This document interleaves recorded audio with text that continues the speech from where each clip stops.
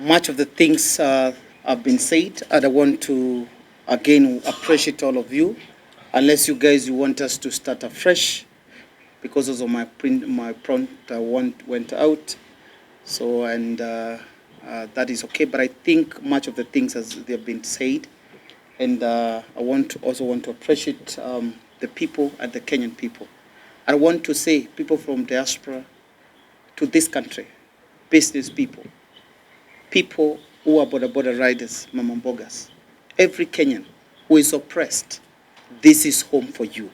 We must fight that brutality. We must get to the root cause of this problem. And I want to promise Kenyans to tell them, many promises have been passed to them. Our only promise to them is that we are not going to be compromised. No monies that can buy us to be able to leave the course to bring change in this country. They can try it, but I'll tell them, I can only drive one car at a time, sleep in one side of a bed at a time, eat 3 meals in a day at a time. So what I want to say is that there is nothing more. They can buy us, they can buy me as Patrick Osoi, and I want to tell them, the only way is not even being called on the table. We do not need the tables. What we need is to get to that kitchen. Make sure we cook the food for the Kenyan people. Fresh food, fresh mind, fresh leadership, and make sure that we liberate this country. So asanteni sana. Again, asante sana kwa kukuja. I said earlier, people who never got a lot of information, you're going to get to the people that arrived here earlier. And I want you to go knowing, you as the media personalities, you are the instrument and the voice that we use to propagate the agenda that we want to change this country. Please, may you get it right. May you be an ambassador of change, even at your expertise, at your professional level. May you start the change. May you pitch the change. May you bring that change so that we are able to liberate our nation and be able to live in a better country. And I want to tell Kenyans, you've heard of Gamia 1, Gamia 2, oil in this country. You've heard of natural resources. What we are seeing is $27 trillion worth of natural resources that failed to be presented before the parliament, to be declared to the Kenyan people to understand how much worth we are. This money is divided to every Kenyan, including kids. We are able to take away 70 million Kenyan shillings, each one of us 50 million. So we cannot be seated and be comfortable while they auction our country. Monies are ferried offshores out of this country. Monies are building hotels just to put the monies that have been stolen in those hotels and apartments, and other monies taken to offshore. There is no circulation and cash flow for the business people in this country. If you're not tired, then I don't know what you're waiting for. This is home for you. We are a political movement. It doesn't matter what political party you come from. If you believe in the change, this is home for you. The change that we all want. The change where a Kenyan can talk freely, a Kenyan can express himself or herself freely. That's the country we want, a country that is free. Ladies and gentlemen, thank you very much. Asante. Question. How do people join? So, ladies and gentlemen, again, I stated in my my press today that if you want to join this movement, first stage is to make sure that you get, if you go to any of our social media account, and especially mine is Patrick Osoi in X, TikTok, and Facebook, and also FBI movement in TikTok. We are going to have a link there to join the channel. The channel is because we want to consolidate millions of Kenyans in that channel so that we can be relaying an information in real time.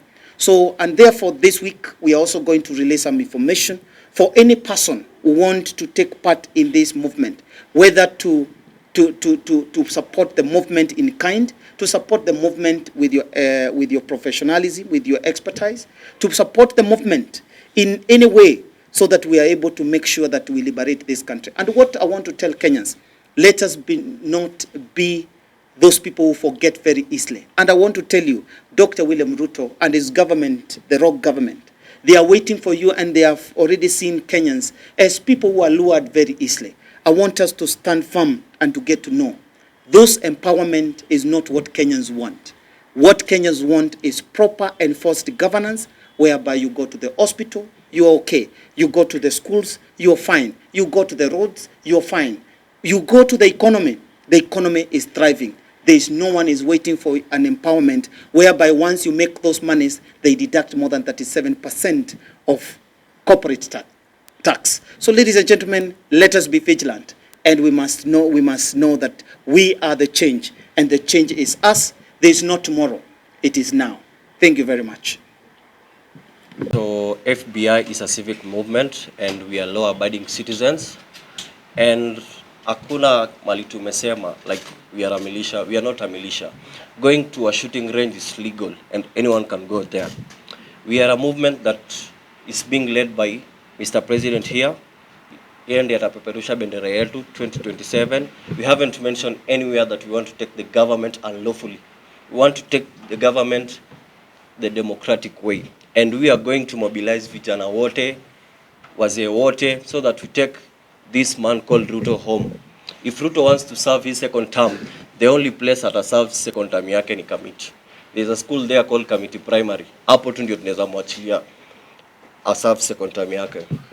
And one of our aims is to document the injustices that have been happening. Mona vile watu wanauliwa, and tusikubali kufunikwa macho watu wakipea Harambee Stars like 2 million. 2 million won't bring life back za watu wenye wameua. And Ruto is a murderer, and we are going to make sure ametoka in office the democratic way, and we insist, and we are law-abiding citizens. And there is no amount of intimidations that will silence us. He can jail us. It's less than 2 years, early 2027. He can jail us for those remaining time. But at the end of the day, Ruto must go. That's all. Thank you. Good morning, good people. Okay. I'd like to add this. Wakenya tumechoka. Tumepitia mambo mengi. Na chanjo hizi mashida zetu zote ni mtu mmoja anaitwa William Ruto. Tukingoja kumtoa 2027, kuna William Ruto wadogo wenye wanafaa kuwa kitoka saa hii. Mahali yuko kuna chief anakusumbua. Huyo ni William Ruto wa kutoa saa hii. Kuna OCS anafanya vitu mbaya. Huyo ni mtu wa kufanya ajibike saa hii. Kuna daktari mahali anafanya kitu mbaya. Ufai kungoja 2027. Saa hii movement kenye inakuja kufanya ni kupea watu nguvu na nafsi na nafasi ya kuweza kutoa wale watu ambao wanafanya anything against the law wakijihusisha na jina ya William Ruto come 2027. Wengine hatutangoja hiyo time, tutaanza kuwafanya waajibike saa hii.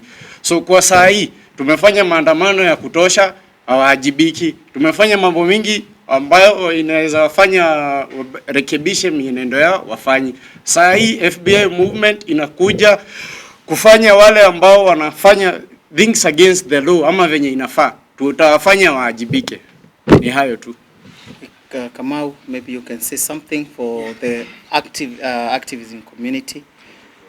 Thank you so much, Mr. Osoi, Thank for you. the chance. Yes. I would like to say that I'm very much amused by the movement, by the FBI, and in fact, I would say that I've been amused by what you have said, because you have said what I've been saying, that this nation has never been free. Africa has never been free. We are still being colonized. We are still under white colonial rule. That's why you see these things are happening. They are not out of nowhere. I mean, I've been saying about police brutality, police impunity, police killings, and corruption in this country. These people are rooted in the colonial system that ruled us. Our institutions are institutions that inherited colonial legacy. So I have said, and I have insisted, that if we are going to completely deal with police brutality, police killings, we have got to address the root cause of our problems. We are a nation that refuses to address the root cause of our problems. We only are treating the symptoms, and that will not bring any change in this country. Another thing I want to say is that I feel so bad with this country because of what is happening. The people who are in power, they are the people we know who have caused this nation so much pain. We remember 2007, what happened. And the people who are in power are still the same people. If you have been following the media, there are rumors that these people are planning genocide. And it's very possible for them to do that because we know that they have done this in the past. They are warmongers. They thrive on war and pitting the people, making the narrative to be us versus them. But it should not be like that. It should be between us and the majority, the poor people, against the political class.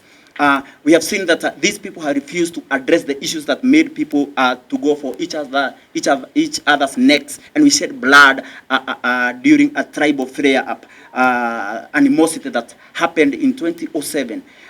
There were commissions that were done using public taxes. The Kriegler Commission, the Dogo Commission, all those commissions of inquiries, and know that they have never. They never saw the light of the day, because these people do not actually want to address the problems of the people. So that the politics of Kenya has never been about the issues of the people. It has always been about a few individuals, select individuals who have hijacked and held this country into ransom, our economy and all that. Kenyan people, let us wake up. The only thing that will save us is that we destroy tribalism. And to destroy tribalism, we have got to emancipate our minds from mental slavery, emancipate ourselves, and educate others about the evils, about the wrongs of tribalism, tribal hatred, tribal animosity, tribal divisions.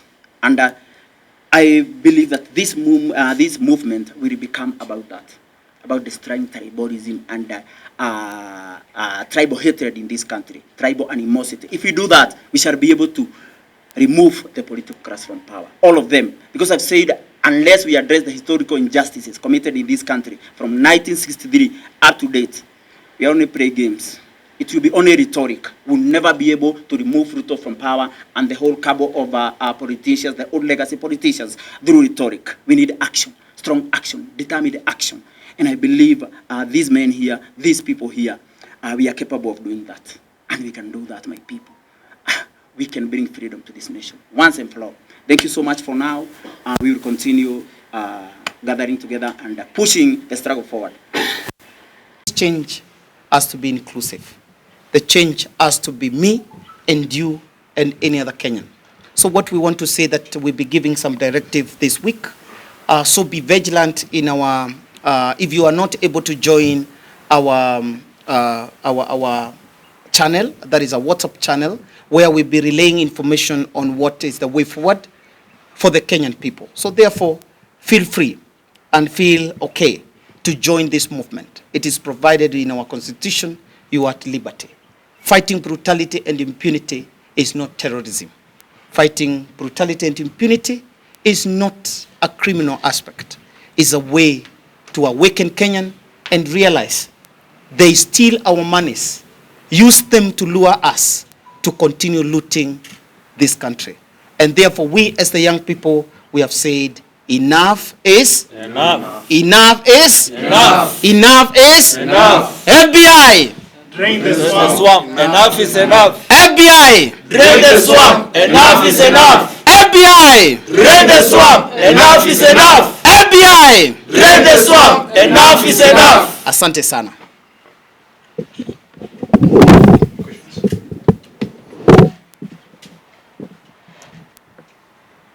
Anyone questions?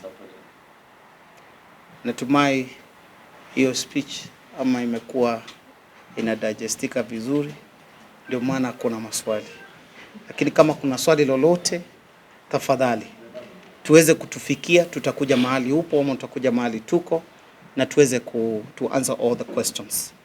So we really want to appreciate you, all of you. If you came late,